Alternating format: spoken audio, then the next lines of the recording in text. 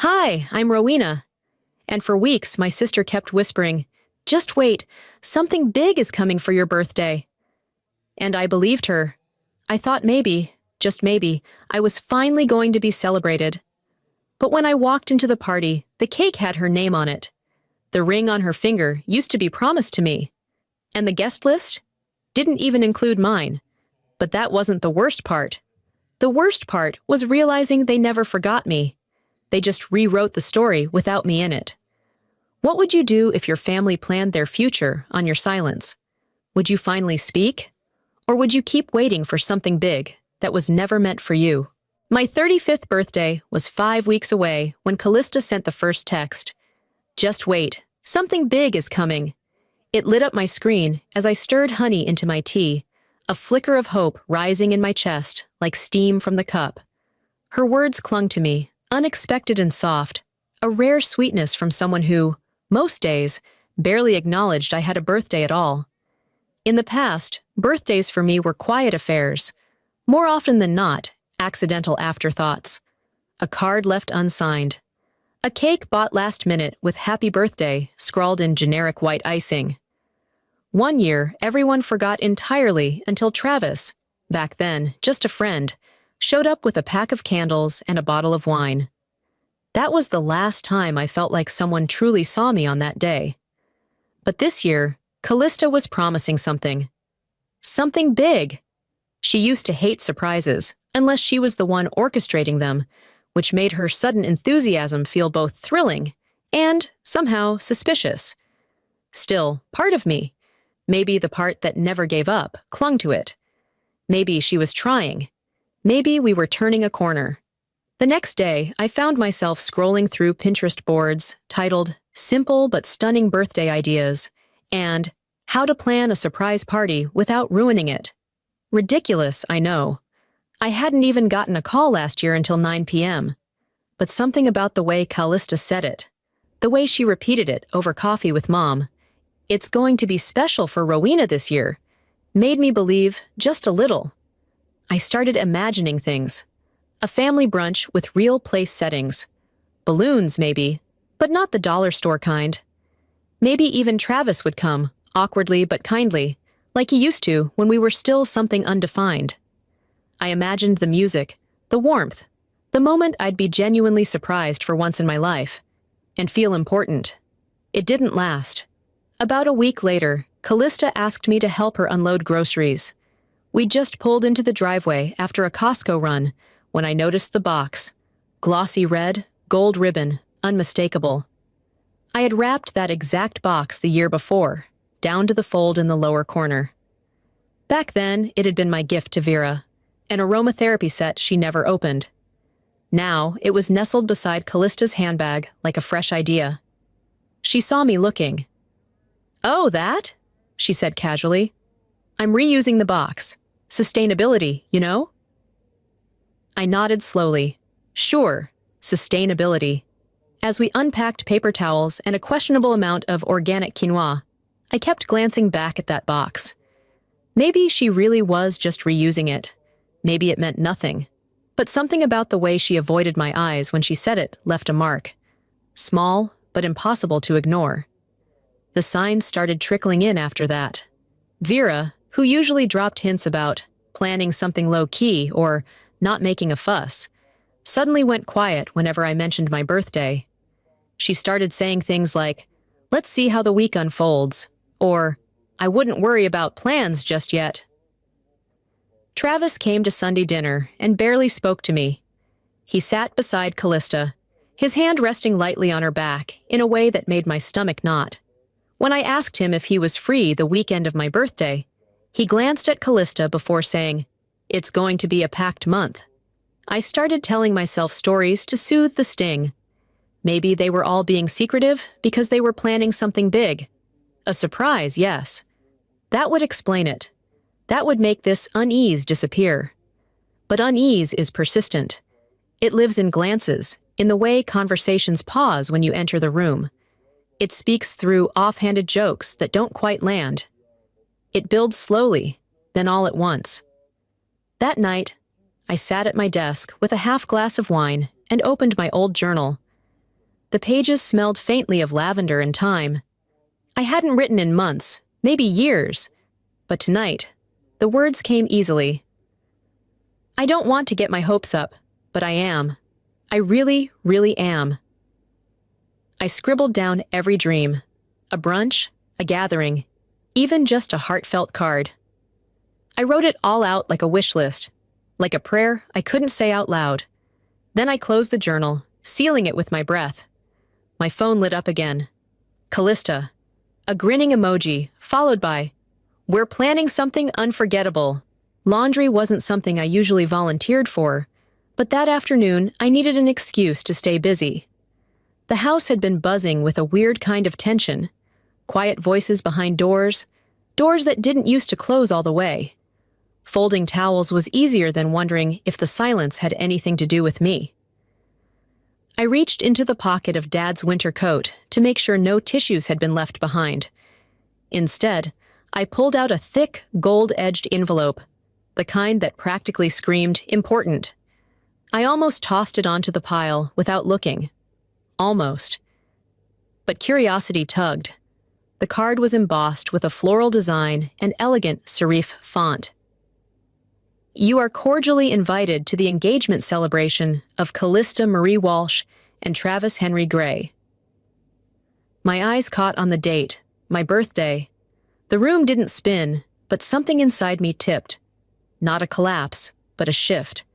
I stared at the invite longer than I meant to, reading it again and again, hoping the date might magically change or that there was a second name I hadn't noticed. There wasn't. I slipped the card back where I found it, smoothing the edges like I hadn't touched it. For a moment, I stood in the dim light of the laundry room, listening to the hum of the dryer and the sharp thump of a zipper against metal. That sound grounded me. Maybe they just hadn't told me yet. Maybe this was all part of the surprise. Maybe I'd walk into a party and be greeted with confetti and tears and warm embraces. I clung to the maybes like lifelines, but the next few days peeled those maybes away. Callista was suddenly unavailable for everything. Even when we were in the same room, her eyes darted to her phone more than my face. She laughed at messages I didn't see and left mid-conversation to take calls she never explained. Travis came by more often too, but only to pick her up or drop her off. He barely looked in my direction. When he did, it was the glance of a man checking the weather, brief and impersonal. Vera, meanwhile, was all smiles that never reached her eyes. She offered vague affirmations whenever I asked about plans for the weekend of my birthday.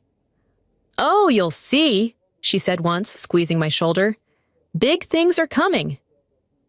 That exact phrase again. I tried to laugh it off.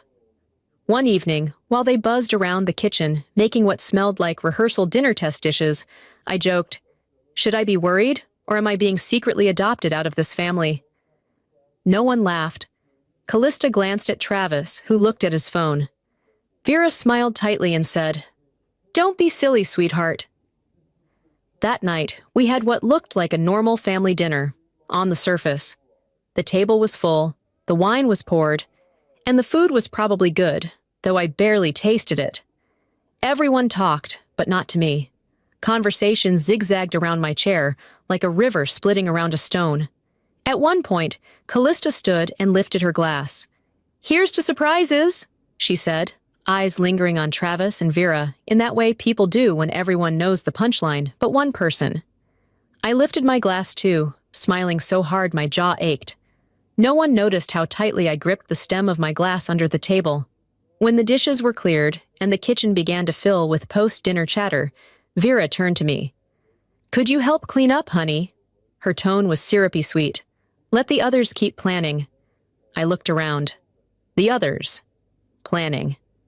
I nodded, walked to the sink, and started rinsing plates.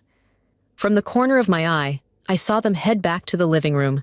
Callista with her binder, Travis with his arm around her shoulder, Vera reaching for her reading glasses. I wasn't invited to the conversation. I was assigned to the cleanup. Later that night, I sat in bed with the invitation clutched in both hands. It was still slightly crumpled from where I'd found it. I didn't know if I was holding it to remind myself it was real, or to find some corner of it that proved I had misread everything. But there was no mistake, no hidden message, just a date that didn't belong to them, but somehow no longer belonged to me either. The hallway was unusually quiet that morning, like the house was holding its breath. As I passed the den, I noticed Callista's photo wall had doubled in size overnight. Dozens of frames had been added, some new, some pulled from old albums, all pristine in symmetry. Smiling faces at lake houses, backyard BBQs, graduation ceremonies. Moments so carefully chosen, they felt curated by someone auditioning for the role of perfect life. I stood there longer than I meant to, scanning each one. My eyes hunted for even a sliver of myself. A birthday, a childhood shot, anything. But there was nothing. I reached out, touched the edge of a frame with Vera holding a toddler Callista at the beach, then withdrew my hand like I'd touched something hot. No one said anything about it. No one had to. Later that afternoon, Vera asked if I could help organize Callista's room while she prepped for another vendor visit. I said yes without thinking. Habit, I guess. Inside, I folded blankets and moved a stack of unused gift bags from the desk when a small square card slipped from one and landed on the floor. I picked it up. The front had glitter pressed into floral etchings. Inside, the words, "Happy Birthday, Rowena," were printed in a font too perfect to be personal. The rest of the card? Blank, no message, no signature, not even a date. I stared at it, fingers pressing the crease. I should have laughed. Or cried. Or maybe ripped it in two. But I did none of those things. I gently placed it back into the envelope and slid it where it had fallen, as if it had never happened. That evening, as we sat around the dining table, Callista launched into another story about centerpieces. And then I thought, what if we go rustic gold instead of champagne tones? It's more timeless. I forced a nod. She looked at me suddenly, like remembering I was there. I've already finished the slideshow. It's going to be a real story. Our story. Childhood, college, Paris, the proposal. Our whole journey. You'll love it. Do you need any help with it? I asked, trying to keep my tone light. Her smile thinned. Oh, it's already done. But thank you. Already done. I didn't even know which pictures were being used, but I could guess which weren't. Later that night, after everyone had turned in, I sat on the living room floor with a blanket wrapped around my shoulders. I connected my old camcorder to the television and sifted through hours of footage. Christmas mornings, birthdays, beach trips. There I was, behind the camera. Every time. In one clip, Callista opened a gift I'd wrapped. Vera thanked her. Travis leaned over to compliment the choice. No one remembered I was the one holding the lens. You could hear my voice off screen, laughing at a joke no one responded to. It echoed against the walls, hollow. Did I ever belong? I whispered. Tears welled up, but I swallowed them. I was done crying in the dark for people who wouldn't notice the light missing. Before bed, I opened the shared family cloud account on my phone. I scrolled until I found my baby photo, the one with me on Dad's lap, chocolate cake smeared across my cheeks. I clicked the 3 dots and selected Delete from Shared Album. The system asked if I was sure. I didn't hesitate. It wasn't rebellion. It was an experiment. That night, I set my phone on the nightstand, rolled over, and turned out the light. Minutes later, the screen lit up again. A message from a number I hadn't saved in years. You still awake? I need to tell you something. It was from Aunt Isolde. I hadn't even turned off the lamp when my phone buzzed. The screen lit up with a number I hadn't seen in years. Aunt Isolde.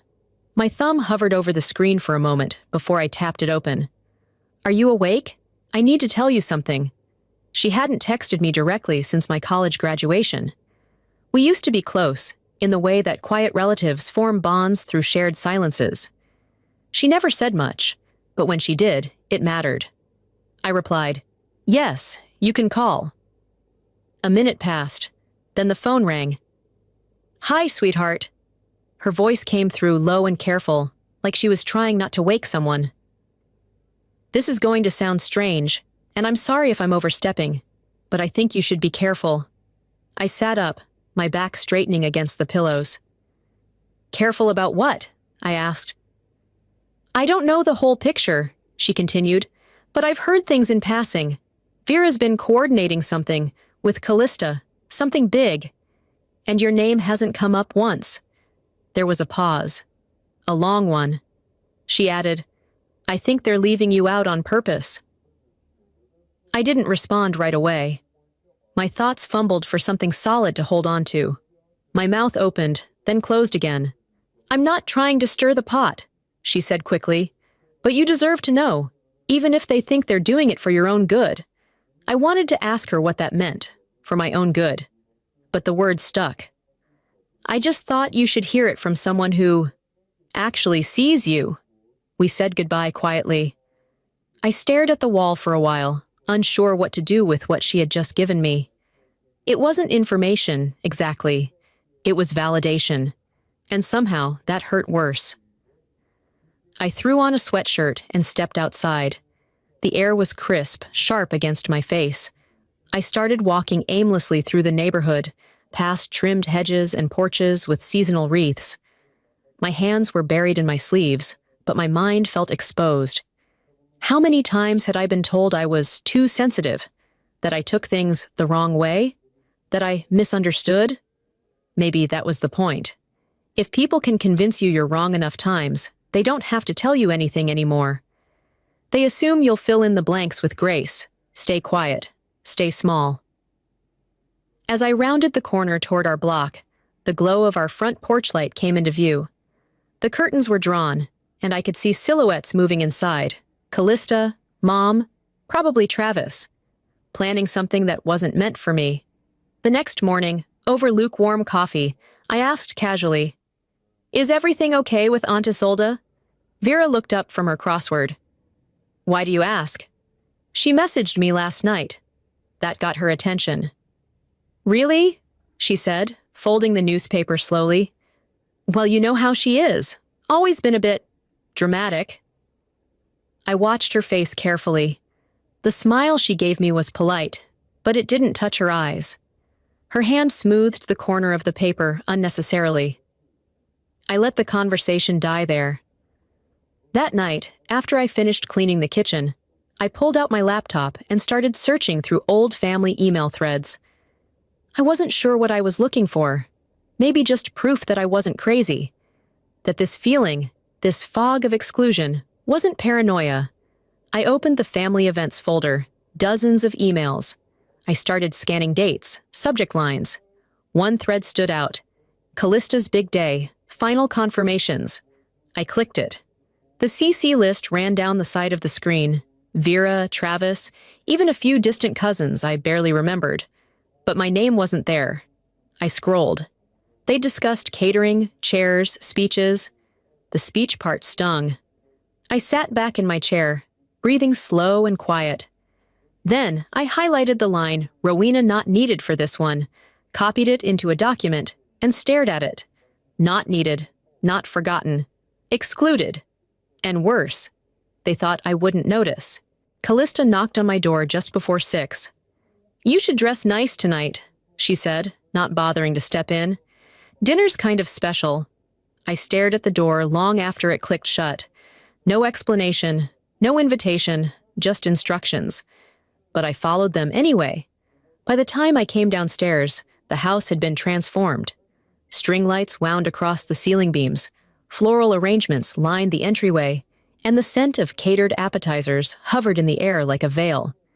Voices drifted from the backyard, dozens of them. Laughter, toasts. My stomach tightened. I stepped onto the patio and froze. A table near the center held a towering cake, white and gold, with cursive piping that read, "Congratulations, Callista and Travis." There was no mention of my name, no birthday banner, no candles. Someone clapped behind me, then others joined. The sound felt like a slap. Callista appeared at the top of the stairs, wearing a fitted white cocktail dress. Travis stood beside her, beaming. Flashbulbs popped. Guests cheered. I stayed where I was. Not a single person noticed I hadn't smiled. Not one asked why I was standing by myself near the buffet, a glass of untouched champagne in my hand. It wasn't confusion anymore. It was clarity. Vera clinked her glass and raised it high. To Callista and her bright, beautiful future, she declared, her voice full of pride. Someone near me leaned over to another guest and whispered, "Isn't it her sister's birthday too?" The second person shrugged. "Must have been another day." Travis glanced in my direction briefly, then looked away. I found Callista just after dessert, when the crowd had started to thin for dancing. She was touching up her lipstick in the hallway mirror, as if nothing about this night had broken protocol. "You used my birthday for this," I said, the words catching in my throat. She didn't turn around. "Don't be dramatic. It's just a date." "It's my date," I said quietly. "You could have chosen any other weekend." Finally, she faced me. "We tried, but the venue was booked out. Vendors, too." "Look, you being here is enough, Rowena. Really, you being here is enough." I backed away before I could say anything I'd regret, though part of me was beginning to regret staying silent for so long. Outside, the night air hit me like cold water. I walked toward the edge of the yard, where the noise from the speakers faded into stillness. I pulled out my phone, hoping for something, anything, to ground me. There was a new notification from the family photo group. Someone had uploaded a picture of the group gathered around the cake. I was in the frame, barely. Off to the side, only half of my body visible. Cropped by coincidence or intention, I'd never know. I didn't save the photo.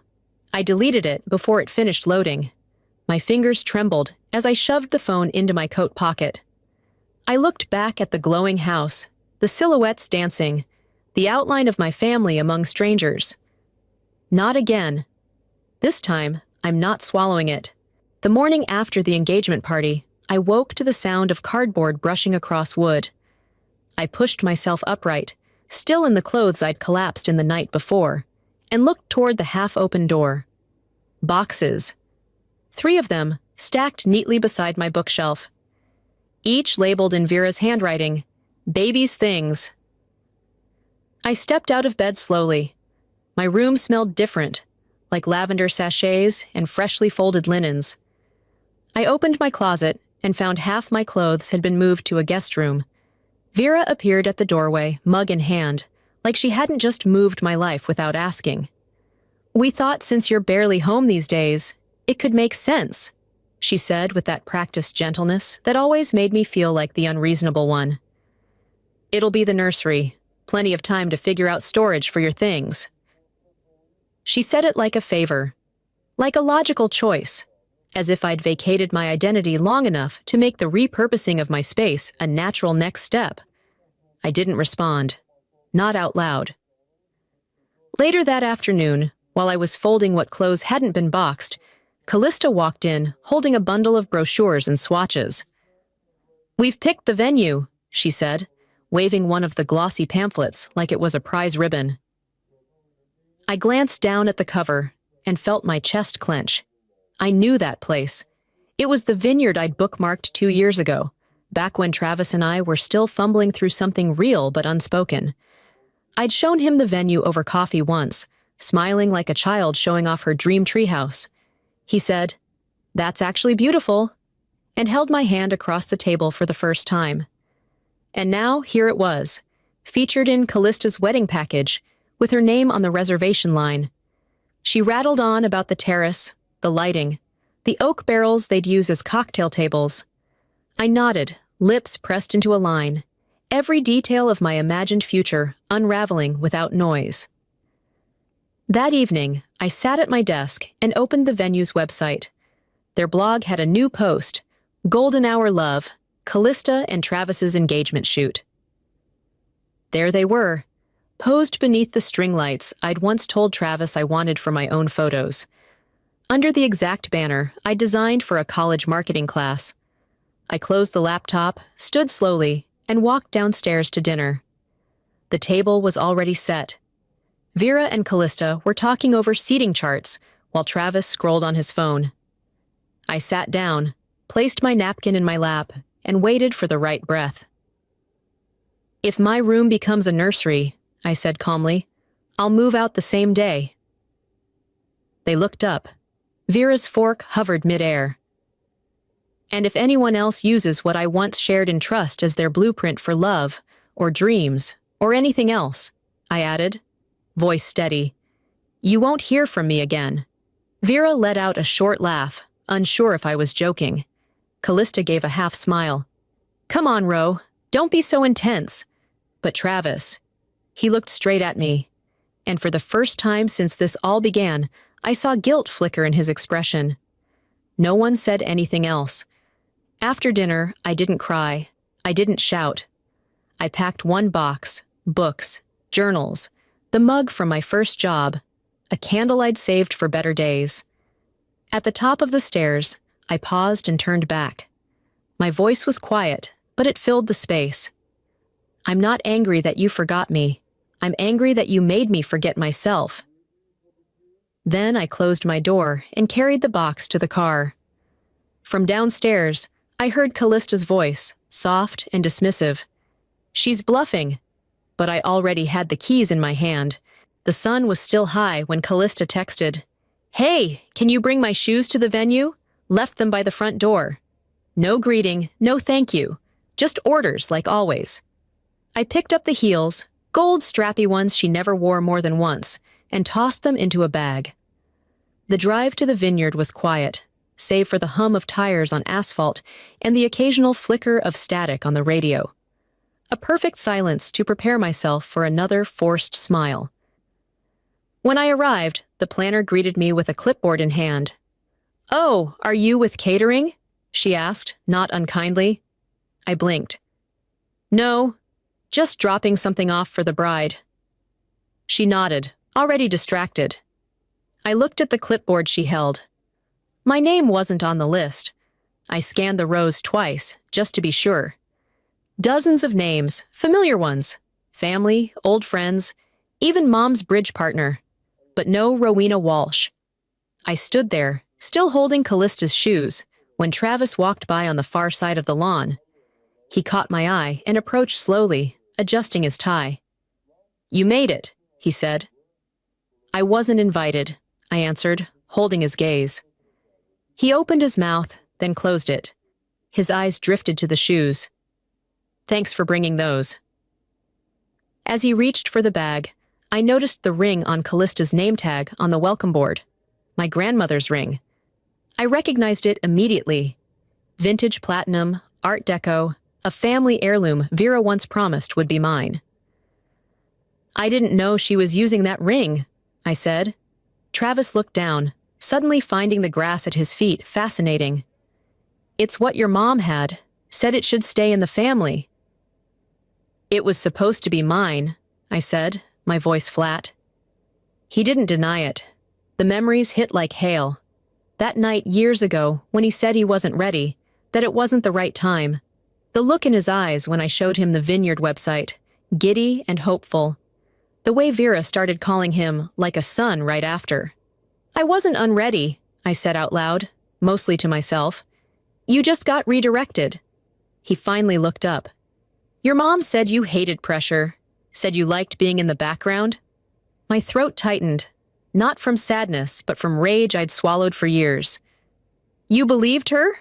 He shrugged. "You didn't fight for it." "I wasn't given the chance." Neither of us spoke after that. I turned and walked back toward the main house, pausing only to glance at the guest list still pinned beside the door. I snapped a photo with my phone, no caption, no framing, just a receipt. I drove home, my hands steady on the wheel, the silence in the car familiar but different, controlled. When I got back to my room, I posted the photo on my private story. No hashtags, no explanation, just the list.